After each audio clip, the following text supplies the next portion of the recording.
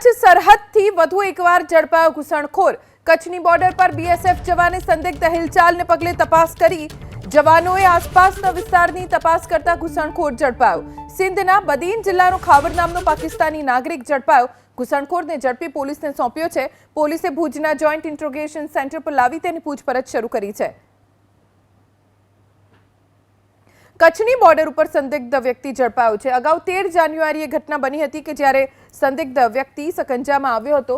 26 જાન્યુઆરી આજે સવારે આ પ્રકારની વધુ એક ઘટના બની છે કે જ્યારે વધુ એક સંદિગ્ધ પાકિસ્તાની નાગરિક એક કચ્છ બોર્ડર ઉપરથી ઝડપાયો છે અને એટલે જ હવે કચ્છ બોર્ડર ઉપર પેટ્રોલિંગ વધુ સઘન કરી દેવામાં આવ્યું છે।